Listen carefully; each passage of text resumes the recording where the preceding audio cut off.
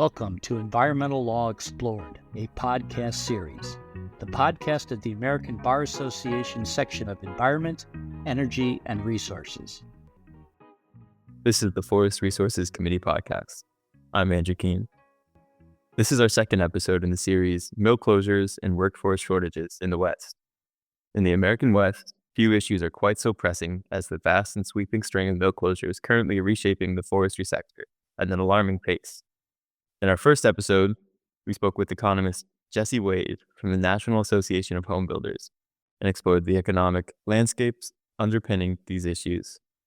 In this episode, we are lucky to be talking to Travis Joseph, President and CEO of the American Forest Resource Council. AFRC is a regional timber trade association committed to championing sustainable yield timber harvests and active forest management to attain productive public forests, protect adjoining private forests, and ensure community stability. Today, Travis will be walking us through the role land management policy plays in addressing the mill closure and workforce issues from the trade association perspective. Travis, thank you for taking the time. Thanks for the opportunity, Andrew. I appreciate it. Looking forward to our conversation. I'll go ahead and jump right in. In our preparatory conversation, you described forest management as a knot of issues. Knot was surely the right word, and not only because it invoked the image of a knotted tree. While it is undeniable that factions within the space frequently find themselves in diametric opposition to others on some issues, like, say, the preservation or logging of a certain stand of trees, all forest resource stakeholders are deeply invested in forest lands in ways that inevitably overlap and interconnect. So, before we dive into the issues at play here, I think it's worth hearing more about the perspective you're approaching these issues from. In my introduction, I said AFRC is a timber trade association. What does that mean to you and your organization? When tackling issues like mill closures and workforce challenges, what are the core principles that underlie your approach?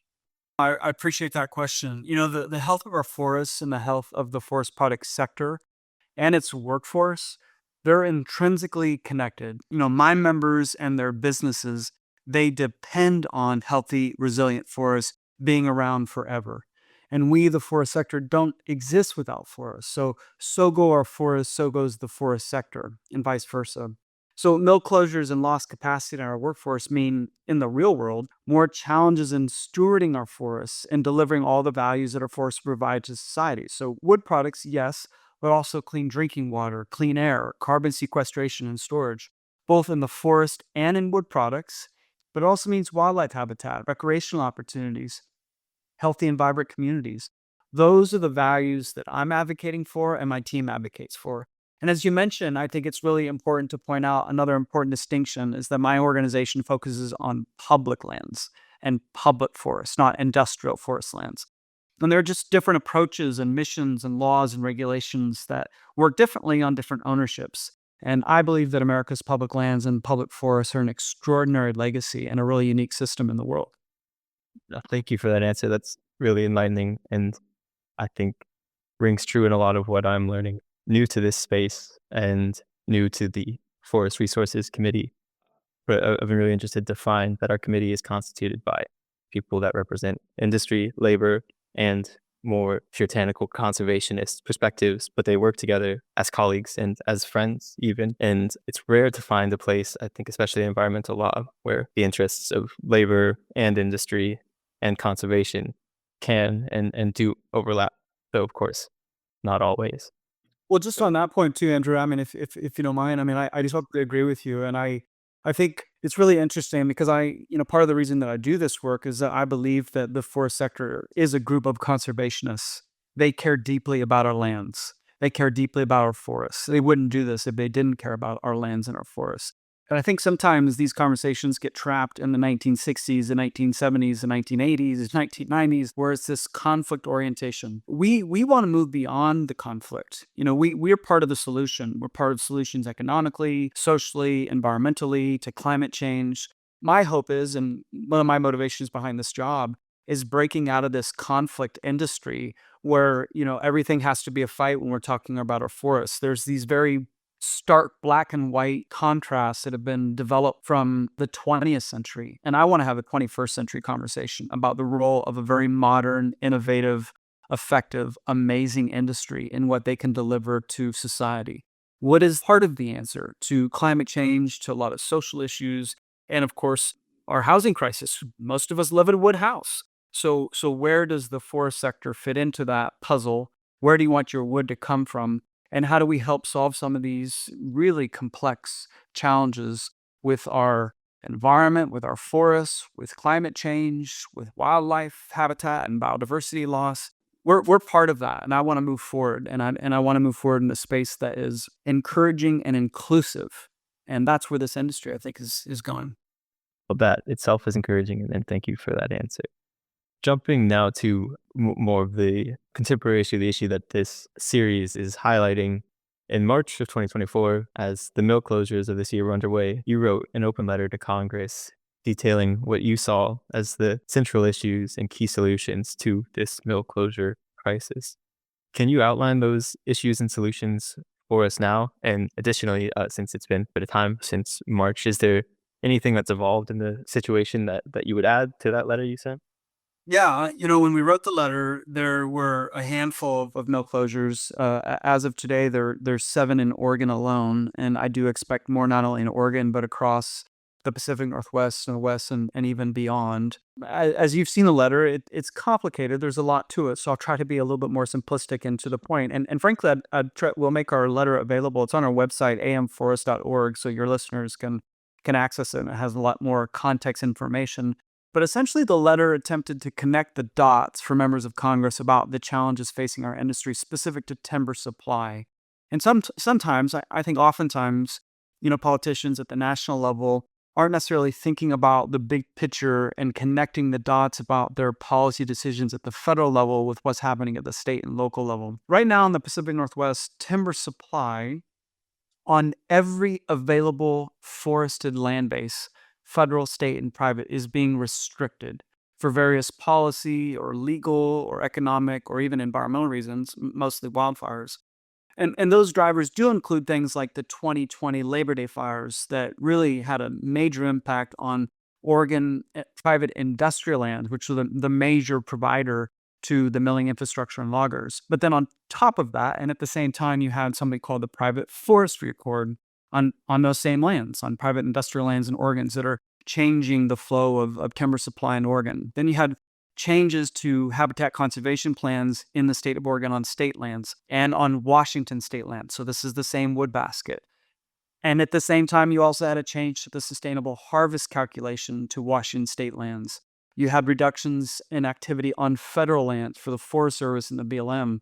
You had the wildfire crisis strategy from the Biden administration. You have the National Old Growth Amendment, the Northwest Forest Plan Amendment. So all of these things are happening all at the same time. And when you combine those policy changes with challenging markets and labor issues, you have a crisis. And we're seeing that what that crisis is doing is it's consolidating the milling infrastructure and the forest sector workforce. And ultimately, that's just really bad news for taking care of our forests on federal lands. And we have this massive forest health and wildfire crisis on federal lands that impacting more than 60 million acres in this country. And we're losing our ability to address it. So our letter was really trying to highlight for members of Congress that make these decisions and make the laws and highlighting for them how all of these policies intersect and what it means for workers, what it means for mills, and what it means for communities. Thank you very much for that. That's a wonderful distillation. So just to draw a thread out of the way you closed there, could you speak just a little bit more about how these solutions that you're recommending would end up benefiting the workforce and address some of these workforce challenges that mills are finding? I think to boil it down and to make it a little bit more simplistic in terms of what we're really driving at in the letter is we need to look more holistically at our public and federal lands. And we really need to dramatically increase the amount of our forest health and resiliency treatments. I mentioned the number of acres federally that's at risk of burning up or dying across the country. And in fact, the Forest Service itself believes that our federal lands, our public forests in this country, will actually be net carbon emitters by the year 2070 based on its current trajectory of mostly wildfire disease and insects. We need to be more responsible stewards of our lands is the bottom line. And right now, for your listeners, some of them are obviously experts on this, but we We zone our federal lands. We've layered our federal lands, and in the case of the Northwest, with the Northwest Forest Plan, we've zoned and then layered those lands with a lot of process and obstacles that make forest health treatments and restoration and thinning at scale, nearly impossible to complete. What I'm suggesting certainly won't be easy because it really requires systems change. It requires us to think differently about the approach that we're currently taking on federal lands. And I want to be clear, I'm not saying, and sometimes it's couched this way, that means logging everything. It means using science, Western and tribal indigenous knowledge to look at the needs of our forest holistically at a larger scale, and then to use intentional, proactive management rather than using passive management and being reactionary. That's the system change that I think that we need. That's the paradigm shift. Is we have such a massive crisis that are on our federal lands. It is impacting climate, our water, our air, public health, public safety, rural economics, small communities. We need to do something differently. The current approach isn't working. We need a 21st century approach, which looks like more active, intentional management. And some people hear that and they say, well, this is the timber industry just wanting to log more. That's not what I'm getting at. What I'm getting at is that we need to do more on the landscape. We need more workers on the landscape to work on these lands. And that looks like a lot of different things. And of course, logging is a piece of that. But if we were looking at the scale of the challenge in our current system and our current approach, they do not match. They're incompatible. And we need something different. Thank you very much for that answer. Very illuminating. One question that I often find myself asking in this space and that I'm eager to ask you now is, with this starting point that we've explored now, where you plainly care about the forest lands, as do all the people in this space, and in particular, I would say the people working these lands, working these forests, and tending to them. And your organization emphasizes it as a core principle, a science-based approach. Then, of course, there are some conservation interest groups that have a different approach to you and that believe that their approach is scientifically rooted as well. And the way litigation plays out in this space, science is a major factor, a big part of what ends up before the court. So by way of analogy, I think of the U.S. Supreme Court and their sort of predominant approach to interpreting statutes in the Constitution today, which is textualism and originalism.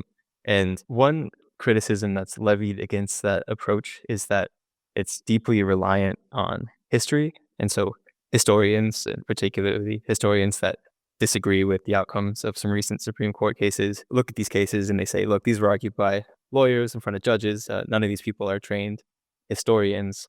And they call the history that enters these briefs, enters these cases, law office history, where they accuse lawyers of having a conclusion in mind and then going back through history and picking different instances of it to string together to make it look as though that's the way things are. In this space, I think it would be fair that on both sides, accusations are levied that there's maybe a similar process done with science, where each side has a scientific conclusion in mind and they look for the studies, the researchers that are producing research that suits their outcomes.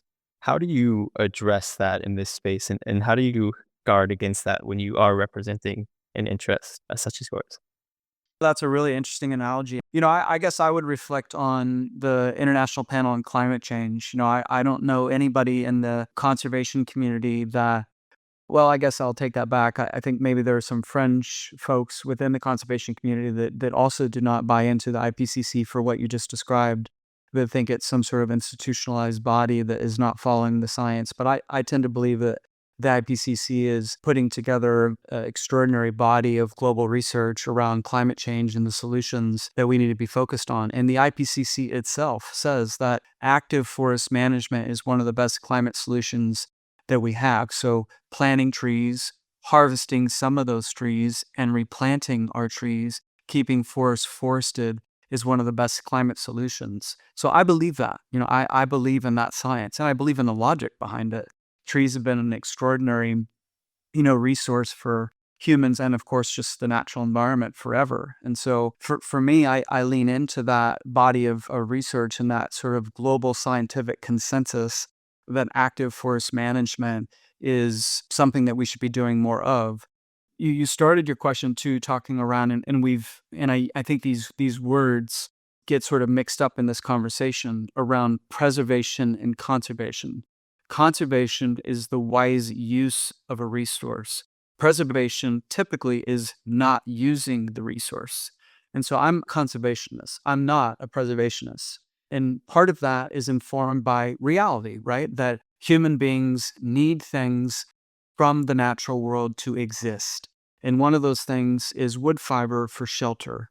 And the IPCC and global research and data trends are clearly showing that humans are using more wood than they've ever used before. And in fact, wood consumption is expected to increase by 50% by 2050. Where do we want that wood to come from? That's a critical question.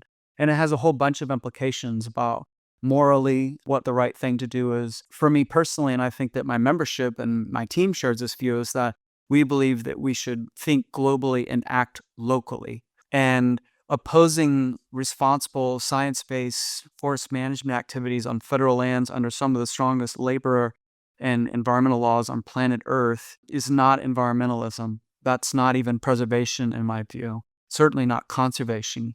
And it does not protect our forests at the global scale. It actually just forces other countries to tap their resources to meet America's need.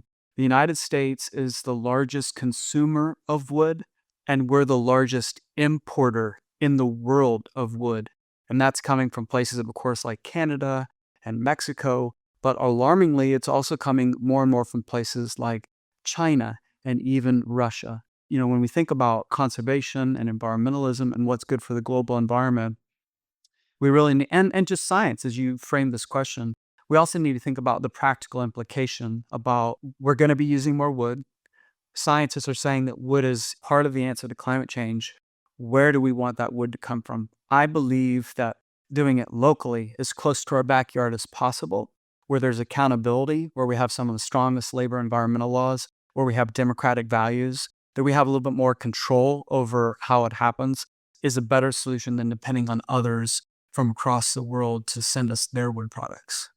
Thank you very much for that answer. You fielded a really complicated question with grace and walked through each of those components very well. I think the threads I found in there most compelling were that, like you say, there are going to be some fringe thinkers that reject wide scientific consensuses, but if you focus on these big, universally accepted starting points and then reason pragmatically from there, that's how you can get to solutions that work. Thank you very much. Yeah, thanks for hearing me. To close, I can't help myself, given that we're recording at the beginning of the second week of November 2024, right after the most recent election. I'm curious what your thoughts are relative to this phase, to these issues, and what your priorities are concerning the new administration coming in January. At the time of our recording, the final tallies of Congress are still being counted, but the balance of power has definitely shifted.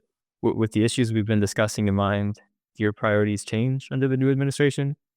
I want to answer that directly, but first I want to kind of make a bigger point. I think that you've alluded to this, during this interview multiple times about there's conflict in this issue, right? There's conflict on forestry and natural resources and how we use trees and our forests on public lands, and there has been for as long as I've been alive, and being from the Northwest and obviously being exposed to the Northwest Forest Plan, which was implemented when I was 12 years old. I mean, conflict isn't new to me on this issue. And that's disappointing to me because I actually think that we can find common ground when we focus on our values and our shared values. And, I care about clean air and clean water and healthy wildlife habitat. And I want job opportunities and work for those that want it. And yeah, I want to use wood products. I live in a wood house. And I do believe that wood and managing our forests is a climate solution. So I think if we start from our values, we can make progress and we can find common ground and move forward on these conversations and policy decisions and laws and regulations that have really been challenging for our region for a long time. Regarding the new administration and a change in politics and who's in control, look, good forestry is not partisan. Healthy forests and doing the right thing on public lands, that should not be partisan. And ultimately what we want, what my members want, is we want the Forest Service and the BLM to be successful. And we want them to be accountable to the public and for taxpayer dollars that are spent managing this extraordinary legacy. I do think that we have very serious challenges on federal lands, which is playing out, as I described, in this forest health and wildfire crisis. And I think that the political shift will hopefully bring clarity and direction to our land management agencies. I think we just need to get back to science-based active management. And I think that the agencies right now are confused about their mission or missions, and they're trying to be everything to everybody. And when that happens, they're not being effective at delivering, again, sort of those core values and outputs that Americans need and deserve from their public lands. So, yeah, I do think that the changing politics and the changing administration may lead, and I think should lead, to more timber outputs for domestic manufacturers and American workers. But to me, that's an output of responsible stewardship. And who's against that? I don't know any Democrat or any Republican that's against, responsible stewardship. What people are against is their own definition of responsible stewardship. And I think that can be measured in, are we improving our forests? Are we leaving our forests healthier and more resilient to a changing climate? Are we doing right by our communities? Are we providing better opportunities for workers? And are we relying less on other countries to meet our demand for climate-friendly, renewable wood products? Those, to me, are metrics of success. Thank you, Travis, and thank you very much for coming on today and sharing your time and expertise with us. Is there anything else you'd like to touch on today before we log off? I think I'd just underscore, the need for optimism too. I know that that's probably not what all of your listeners are feeling about right now. Not just because of the election, but just because of the state of the world and the state of the economy and what real people are up against in the real world. And I'm hopeful. I, in my job, oftentimes have to deliver challenging information, sometimes depressing information. And I just laid some of that out to you in this call around timber supply from every land base and what that means for mills and communities and workers. And those are profound. Thousands of people are losing their jobs right now. People whose livelihoods are being impacted. And I take that very seriously. And at the same time, there is a better way forward. And I'm not giving up on that better way forward. And even though we've been working at it for a long time to change the system and make it better to pass on to the next generation, that's what I'm focused on. That's what my organization is focused on. And that's what the forest sector is focused on. It's time to move on. It's time to come together. It's time to make changes that deliver better outcomes and values for all involved, including our forest and also the people who steward them. A great note to end on. Thank you very much again for your time. It was our pleasure. Thank you. It's my pleasure to join. I appreciate it. Forest Resources Committee podcast is presented by the American Bar Association section of Environment, Energy, and Resources. A special thanks to Connor Carlin and Carolyn Gilbert for editorial support. I'm Andrew Kihn, and we'll see you next time. We hope you enjoyed today's episode. To learn more about our section, please visit our website at americanbar.org/enviro. Please check where you found us for future episodes. Thank you for listening.